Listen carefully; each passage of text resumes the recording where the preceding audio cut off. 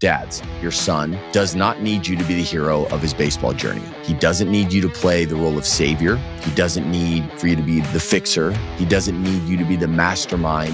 And while I recognize that the initial reaction to that may be shock, little disappointment, it's not meant to belittle you. It's not meant to make you feel less important. What it will do, though, is I believe it's going to give you the very thing that you probably have been wanting this entire time, to be the most effective piece to the puzzle in really the only way a dad can be. No matter how hard you try to help or push, that role can only be occupied by your son. He's the one with something at stake. He is the one that needs to prove himself. He's the one carrying the weight of this performance every day and the expectations that come along with it from everybody. And like any hero, he's the one who has to deal with the reality of that. I know that you're feeling it too, but at the end of the day, he's the one who feels responsible for the success or the failure of this whole experience.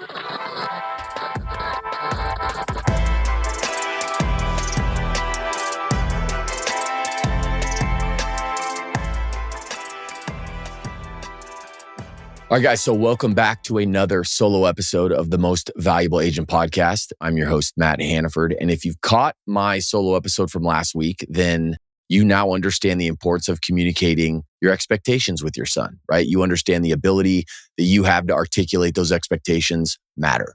And in today's episode, we're going to take it a step further. We're going to give you so much good information. My goal for today is to really empower you to make a massive impact in your son's journey. Now, the message that I have for you today, while it can apply to both mom and dad, I do feel like it's probably more relevant for the dads out there. So dads, I want to open this thing up by reframing something that we rarely talk about honestly. That is that your son does not need you to be the hero of his baseball journey. He doesn't need you to play the role of savior. He doesn't need for you to be the fixer. He doesn't need you to be the mastermind.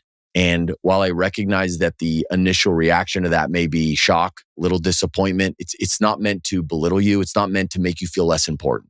What it will do, though, is I believe it's going to give you the very thing that you probably have been wanting this entire time, to be the effective, most effective piece to the puzzle in really the only way a dad can be. In every real life experience in baseball that I've seen, the hero, he's the one that's stepping up to the plate. He's the one who's taking the mound. It's the hero who has to take on the challenge. He's got to face the fear. He's got to deal with the consequences of that success or failure. And no matter how hard you try to help or push or even manufacture success, that role can only be occupied by your son. He's the one with something at stake. And trust me when I say this, I understand how much you've invested in this. I understand the amount of money that you've poured into the travel ball programs and the coaches and really everything in between. I understand that hearing this may make you feel frustrated or like, hey man, you got to explain this, which I'm going to do if you just bear with me. At the end of the day, he is the one that needs to prove himself. He's the one carrying the weight of this performance every day and the expectations that come along with it from everybody. And like any hero, he's the one who has to deal with the reality of that. Now, externally, what he's doing is he's, navigating all of this competition. He's dealing with the inconsistent roles, the difficult circumstances, right? Be it coaches or otherwise. He's the one who's dealing with the ebbs and flows of the recruiting process and the roller coaster of travel baseball. And again, don't get me wrong. I know that you're feeling it too. But at the end of the day, he's the one who feels responsible for the success or the failure of this whole experience. Now, I talked about externally, but internally, and maybe he's not thinking this out loud, but what he's doing is he's wrestling with the pressure to make you, dad, proud. The fear of not measuring up, the frustration of feeling like every mistake sets him back. And on a deeper level, your son, he yearns for success, right? We all do. He needs clarity. Every single young player that I've ever seen, they want to know where they stand, right? What's expected of him? And really whether he has the runway to grow, but not just to grow, without the judgment around every single corner that comes from you. The judgment from others, look, it's kind of understandable, right? It's a natural byproduct of really playing at the highest level. But the judgment that comes from you as dad, that can be paralyzing. But here's the thing that really I want you to understand and where things start to get sideways. So out of this love that you carry, out of his experience, out of you wanting the best for him, you start trying to help more than anything. To feel like, oh man, I have to pick up the slack. I've got to be the one that runs the show. Now, you may think this is you leading, right? So what happens? You give advice, but it wasn't really the advice that he ever asked for, right? You analyze every single at bat. You point out every correction. You don't ask questions, but you pick and prod, and that makes him feel a certain way. You insert yourself into his story. It's not yours to write. Not because there's anything wrong with your intention. And I want to make that clear. It has nothing to do with that, right? I know that you want the best for him. I believe he knows that you want the best for him. But the truth is, it's not your story because it can't be. Now, I want to make this clear. This does not make you a bad father. You just think it's the only way. And the result, it's always predictable. When a father steps into that hero role, the one that he shouldn't be occupying, the son usually responds in one of two ways. He either tries to comply, which is super unnatural. It creates a reliance that he ultimately will have on you far beyond baseball. He either does that or he rebels. But what he doesn't do is grow. Not because he doesn't want to. He knows that at the end of the day, what he feels inside, that just can't be shared with you. He knows you care. He knows you're trying, but the emotion that's inside of him, it's not yours to carry. So the reality is you just can't walk in his shoes. It's impossible. So it begs the question, if you're not the hero, well, then what are you? What role is yours to play? And the reality is it's the only one that you actually can fill. And that is as the guide. Okay. You are the guide, not the hero.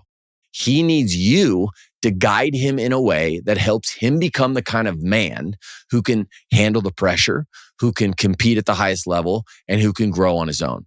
A guide isn't passive. A guide isn't soft. A guide isn't uninvolved.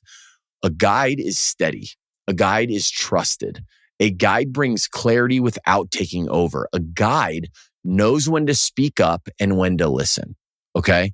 So just think about this. In every great story you've ever heard about a mentor in sports, or any movie or film that you've watched and you've heard or seen a guide, none of them were in the spotlight. None of them controlled the moment or the outcome, but all of them shaped the hero, every single one. And that's what your son needs from you. A great guide leads with clarity, not lectures, right? Not pressure, not constant performance critiques. I brought this up. So a great guide leads with clarity. Clarity sounds like, hey, son, this is your journey. I'm not here to micromanage it. Clarity sounds like, if you want feedback, I'm going to give it to you. But if you want space, I'm going to give you that too. A guide provides strength, not noise. A guide provides perspective, not panic. A guide brings resilience, not resentment. And dads, this is important because being the guide, it doesn't mean being less involved. It means being more intentional about how you show up. And really, most importantly, who you show up as. Okay, so let's talk about what this actually looks like in real life. I do want to make sure that you're equipped. And believe it or not, you're actually more equipped than you even realize. And because I want to make this a practical thing, here are the simple ways that you can shift into that guide role as a dad immediately. Okay, so number one, and first and foremost, start by telling your son that this is his baseball path. Start with that. Most dads and most parents assume that their son already knows that. And again, last week we talked about this. That's the expectation that's living in your head. Okay, what we learned in that episode, though, is when it's not communicated constructively, your son has absolutely no idea what you expect. But what they do know is what they feel from you, right? They feel your investment, the amount of money that this has cost you. They feel your expectations, how you need him to perform in a certain way, right?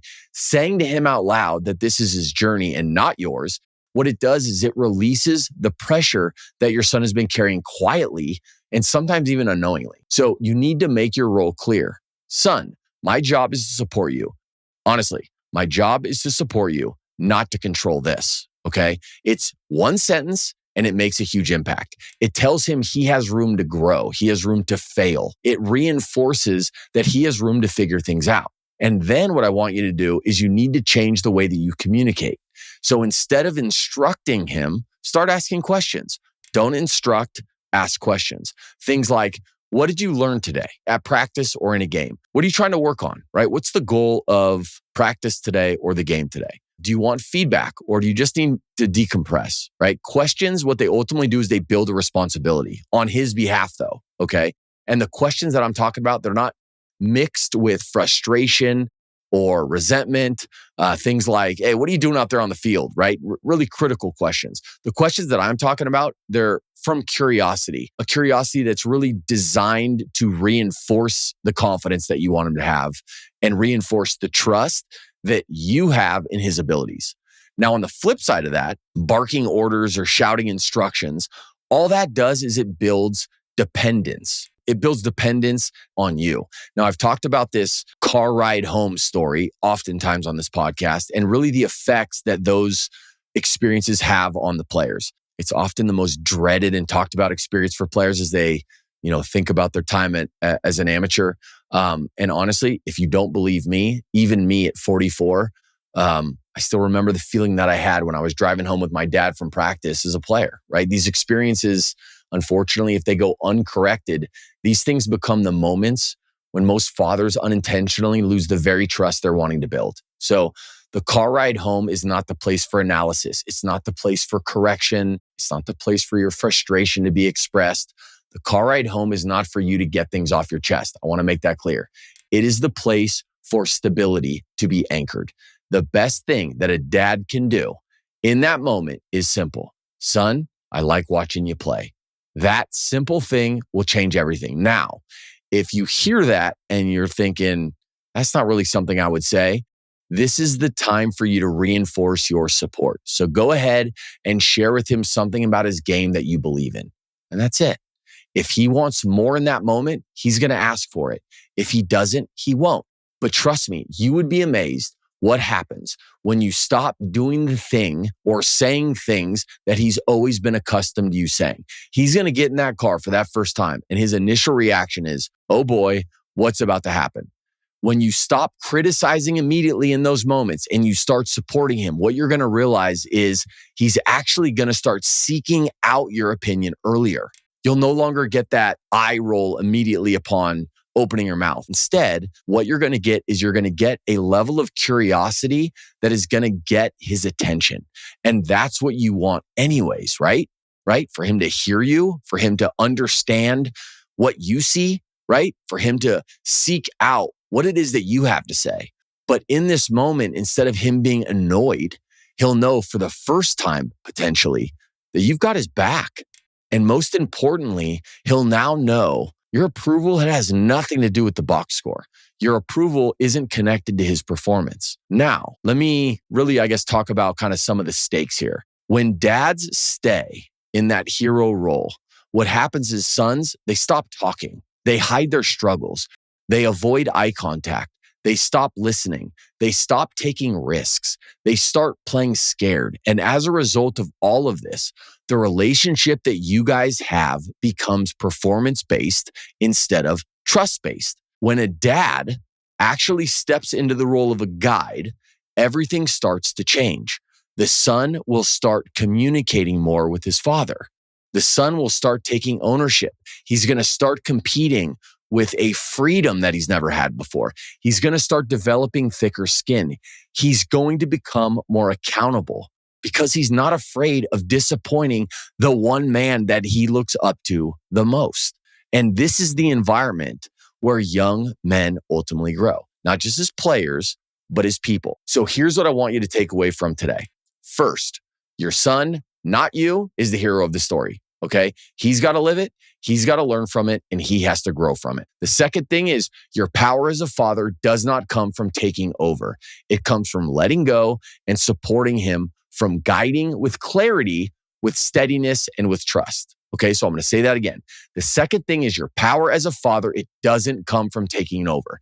It comes from letting go and supporting him, from guiding with clarity, with steadiness, and with trust. Okay. The third thing, the one simple shift in how you can communicate ultimately changes everything. Your words, your presence, your posture, they either build trust or they undermine it. And as someone who has watched this dynamic, and I can't tell you how many times, play out over and over again in pro baseball, I'm telling you, the dads who get this right And trust me, it doesn't just automatically happen the first time. But once they figure it out and they get this down, they set their sons up for the success that they've been wanting them to have far beyond the field. And whether your son is fortunate to live out his dream of playing professional baseball or not, he'll always remember that despite all the stories he hears about other dads, his was different. So, today's episode resonated with you. My only wish is that you share it with another dad. This is the only way that we can start to change this culture, not by taking power away, but by reminding dads just like you that you've got even more power available to you. It just may not be in the places you've ever realized. So in the next episode, what we're going to do is we're going to continue this. We're going to break down where coaches fit into the story and how the wrong kind of parental involvement in that can actually blow up that relationship and pretty quickly. So if you don't want to miss that podcast, make sure that you subscribe on my YouTube channel. But until then, I want you guys to remember this. Tell your son this is his journey and then lead him, not as the hero, but as the guide that he actually can trust. Thanks for listening.